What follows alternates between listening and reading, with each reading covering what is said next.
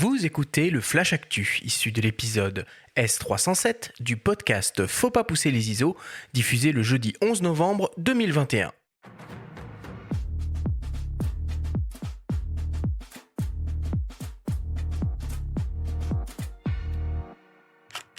Cette semaine dans le Flash Actu, OM System lance sa première optique. Panasonic offre une nouvelle focale fixe à sa gamme d'optiques Lumix S et Sony s'installe à Paris pour quelques jours.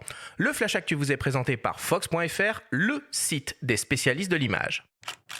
Voilà le premier produit OM System ex-Olympus. Il s'agit d'une optique micro-captière en gamme professionnelle, un 20 mm très lumineux f1.4 équivalent à un 40 mm sur une base 24-36. L'objectif est composé de 11 lentilles réparties en 10 groupes avec un élément sphérique, des verres ED et une lentille Super HR. Il est protégé contre les intempéries avec la norme IPX1, intègre un diaphragme à 9 lamelles, pèse 247 grammes et mesure environ 6 cm de long.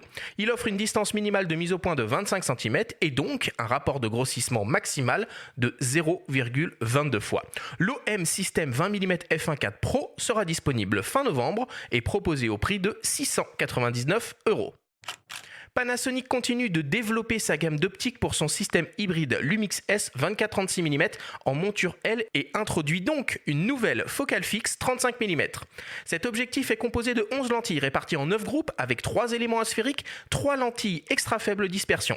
Il offre une ouverture maximale généreuse de f1.8 assurée par un diaphragme circulaire à 9 lamelles, un système de compensation du focus breathing et un système autofocus électromagnétique à 240 images par seconde. L'objectif mesure environ 8 cm de long, pèse 295 grammes et est protégé contre les intempéries. Le Lumix S 35 mm f1.8 sera disponible en novembre et proposé au prix de 679 €. Et enfin, pour terminer, après les Canon Live Stories et le Nikon Day, voici venu le temps du Sony Alpha Experience, un événement réel qui se déroule à Paris jusqu'au 14 novembre prochain dans le 4e arrondissement. Au programme, on peut découvrir des expositions d'ambassadeurs Sony, des participants au Sony World Photography Award et des photographies de l'agence Myop. Il est aussi possible de prendre en main et tester l'ensemble des produits de la gamme des boîtiers et optiques Sony et de suivre des conférences de photographes, vidéastes et experts de la marque, comme par exemple Laurent Baheux, Francis Bompard ou Olivier Jobard.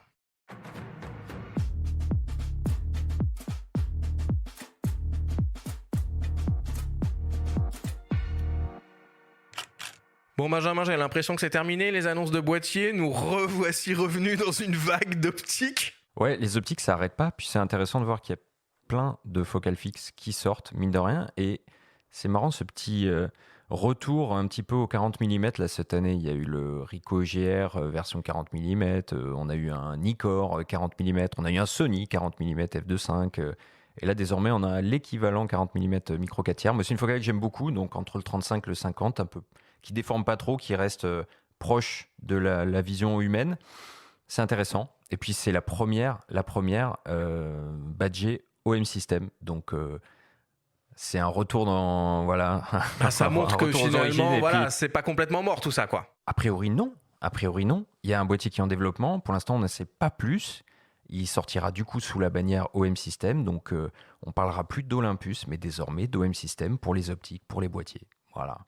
Ok. Et puis, haute focale fixe, donc qui sort rapidement. Le 35-1.8 qui suit les 24, 50 et 85 chez Lumix, avec des dimensions égales. Donc ça, c'est intéressant. Les poids diffèrent, mais dimensions sont égales. Même longueur, même diamètre, même ouverture. Donc pour les gens qui utilisent des gimbals, je sais pas, peut-être Olivier nous en dira un ou deux mots, c'est pas inintéressant, parce que ça permettra d'en calibrer une, et puis les autres seront calibrés pareil, en tout cas pour le poids. Et un 18 mm 1.8 est annoncé en développement. Donc à suivre. Olivier, qu'est-ce que tu en penses de ces nouvelles optiques ? Ouais, bah, je découvre avec ton flash actu. Écoute, les optiques, c'est toujours intéressant, hein, forcément. C'est comme les boîtiers, il y a toujours des nouveautés, il y a toujours des choses qui arrivent. Bon, au final, j'ai envie de te dire, le but, c'est ce qu'on en fait toujours. Après, effectivement, comme l'a dit Benjamin, ce qui est intéressant, c'est ce côté poids, effectivement, qu'on retrouve sous des optiques ciné en général. Pour effectivement utiliser sur un gimbal, c'est très pratique. Il y a toujours une petite différence, mais au moins, c'est beaucoup plus agréable à l'utilisation en tant que vidéaste. Donc, si on peut se rapprocher rapprocher de ce qu'on a en optique ciné sur des optiques photo. C'est très bien. L'idée de réduire aussi ou de faire disparaître donc le focus briefing, l'effet de pompage, pour ceux qui ne connaîtraient pas, j'ai du mal à le prononcer, je pense, comme tout le Tu monde. peux nous expliquer rapidement le focus breathing, parce que c'est vrai que toutes les marques en ce moment insistent beaucoup là-dessus. Tu vois, par exemple, ce qui est intéressant, c'est que Sony, sur la 7 IV, ils ont fait une petite fonctionnalité en ce sens-là pour cacher cet effet de focus briefing, donc de respiration de l'optique lorsque vous changez de focus. Sur une optique photo, on a souvent l'habitude de voir ça, on l'a accepté, je pense que tous les photographes savent de quoi on parle. Quand on va faire la mise au point à l'avant, à l'arrière, on a un espèce de petit recadrage, un jeu de lentilles à l'intérieur qui fait que voilà, c'est optiquement parlant, ça se passe comme ça. Et sur une optique vidéo, on n'a pas cet effet-là. Déjà, on est souvent sur des focales fixes, et même sur les focales, même sur les zooms, on ne va pas avoir cet effet-là, puisque c'est très désagréable en vidéo lorsqu'on va faire un zoom. Qu'on voit à l'œil nu, au fur et à mesure qu'on le fait d'ailleurs, qu'on peut voir dans le viseur quand ça se produit. Oui, mais on le voit tout à fait dans le viseur, et c'est vrai qu'en vidéo c'est très désagréable d'avoir un espèce de recadrage un peu maladroit lorsqu'on change son point. Donc le fait que ça commence à arriver sur des focales photo, c'est très intéressant, puisqu'aujourd'hui nos appareils photo font tous de la vidéo, et on achète nos appareils photo aussi en grande partie pour beaucoup de personnes, pas les purs photographes bien sûr, mais pour de plus en plus de personnes, pour leurs compétences et leurs capacités techniques en vidéo. Donc forcément, il faut que les optiques suivent, et donc ça devient très intéressant, et ça semble logique aussi.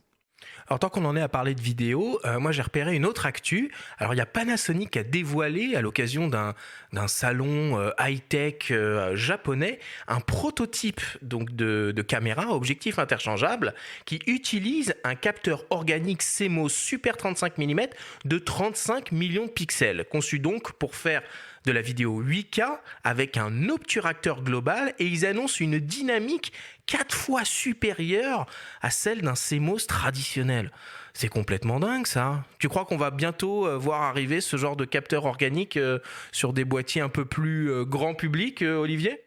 Ouais, je sais pas, j'espère peut-être. Après, il faut voir le prix derrière aussi. Ouais, ça doit être fou là, le prix. Ouais, ça doit être fou. Le global shutter, c'est très intéressant pour la vidéo. Ça t'évite l'effet de rolling shutter. L'effet de rolling shutter, tu l'as aussi en photo. C'est forcément quand tu as un sujet qui bouge vite, quand toi tu fais un mouvement de panoramique rapide, tu as la vitesse d'interprétation, de lecture du capteur qui peut jouer en ta défaveur. Donc qui se passe toujours de haut en bas. Donc pour avoir des capteurs comme ça qui fonctionnent un petit peu différemment, ça peut nous servir en tant que vidéaste, et je pense aussi en tant que photographe. Ouais. Benjamin, est-ce que tu as repéré d'autres actualités cette semaine que tu aimerais qu'on aborde ici ? Niveau matos, on a fait le tour. On peut peut-être juste signaler des optiques qui sont sorties il y a encore quelques jours auparavant, par rapport à l'émission de la semaine dernière. Des modèles qui nous avaient échappé, ce sont les Samyang 50 1.4 et 12 mm, notamment le 12 mm décliné en monture X, donc ça c'est intéressant. Les possesseurs de boîtiers Fuji peuvent se réjouir. Tamron a récemment sorti un zoom aussi en monture X pour la première fois, un 18-300. Petit à petit la monture X s'ouvre, et ça c'est cool pour les utilisateurs de Fuji. Puis sinon l'ouverture de Paris Photo cette semaine, nous on est privés du salon de la photo. Et puis là, il y a Paris Photo qui reprend ses quartiers au Grand Palais, un peu ce que c'est Paris éphémère, Photo. Et on en parlera la semaine prochaine en détail, puisque moi je vais y aller. Et puis je vais profiter du fait. Non, mais il faut le dire. Normalement, à cette période, il y a le salon de la photo où nous, on a un stand où on rencontre nos lecteurs, on rencontre tout le monde. Voilà, c'est le grand événement annuel Porte de Versailles pour les passionnés de photo. Pour la deuxième fois consécutive, pas de salon de la photo. Donc moi, je vais en profiter égoïstement pour aller enfin à Paris Photo, qui en général se déroule en même temps. J'ai l'impression que cette année, il y a beaucoup de marques qui ont lancé leur propre événement. C'est ça. Parce qu'il n'y avait pas de salon de la photo, alors que c'est vrai que le salon avait l'air d'être un petit peu délaissé ces dernières années. Tu vois, on a parlé de l'événement Sony, c'est ça. Il y a Sony qui fait ça, il y a Sigma qui propose aussi son salon de la photo sur sa chaîne YouTube. C'est des lives aussi. Il y a eu les Nikon Days, il y a eu Canon qui a fait son événement aussi. Tout le monde fait ça. C'est un peu à la carte. Moi, je suis pas fan de ces trucs en visio, mais bon. Sony, pour le coup, c'est en réel. Là, et Sony, c'est en réel, c'est bien. J'aimerais bien savoir de quoi ils vont parler, Sony, pendant cette semaine. Bon, il se trouve que j'ai pas été convié, malheureusement, cette année, mais c'est pas grave, peut-être une autre fois, mais peut-être qu'il y a des nouvelles innovations qui vont être annoncées. Tous les ans, on avait l'habitude au salon de la photo d'avoir une marque qui nous annonce quand même de belles choses. Voilà, ça suit la 7 IV, et ils ont annoncé quand même un smartphone à capteur 1 pouce, un Xperia One Pro, je crois. Ouais, ça a l'air dingue. Effectivement, j'aurais peut-être pu le tester sur place, mais ouais, c'est toujours intéressant. Après, moi, je trouve ça bien hein, que chaque marque fasse sa petite période d'annonce. Voilà, ça fait du bien d'avoir un peu cette ambiance quand même si elle est virtuelle, un peu cette ambiance salon de la photo qui nous manque quand même pas Bah mal. ouais, c'était quand même Ouais, un peu enfin, fédérateur ce truc-là, hein. vivement que ça revienne quand même l'année prochaine. On y croit. On y croit.